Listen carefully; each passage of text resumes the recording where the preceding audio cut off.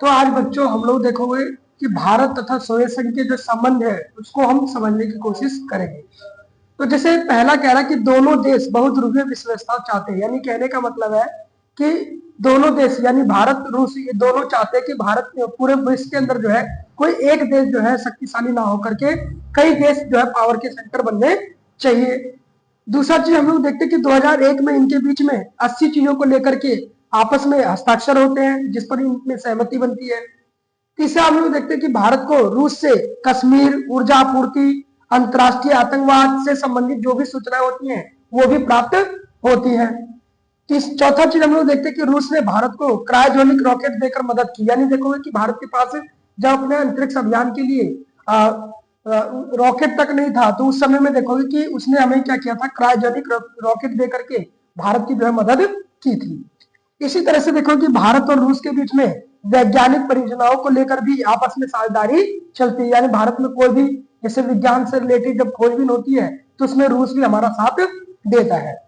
इसी तरह से कुछ आर्थिक संबंध भी हमारे बीच में, आर्थिक संबंध में हम इस तरह समझ सकते हैं कि जैसे दुर्गापुर, भिलई, बोकारो, विशाखापट्टनम, ये जितने भी इंडस्ट्री मैंने बताया था इन सब में इंडस्ट्री लगाने के लिए जिस समय भारत के पास पैसे नहीं थे उस समय इन्होंने एक तरह से इन्वेस्टमेंट देने का काम किया था। इसी के साथ साथ एक समय ऐसा भी आ गया था कि भारत के पास विदेशी मुद्रा यानी डॉलर की कमी जब हो गई थी तो रूस ने जो है भारत के रुपये को आधार मानते हुए जो है भारत से व्यापार किया था।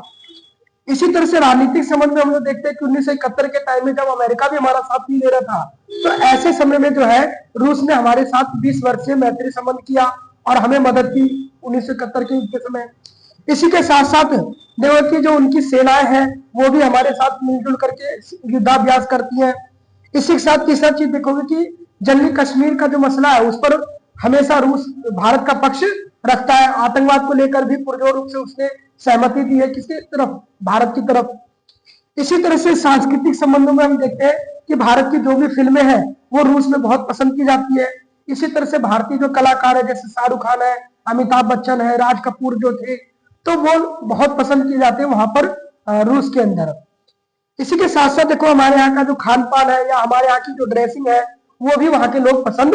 करते हैं। तो ये कुछ हमारे भारत और सोवियत संघ के बीच में कुछ संबंध थे और इसका क्वेश्चन इस तरह से आता है कि भारत तथा सोवियत संघ के बीच में संबंधों को बताइए।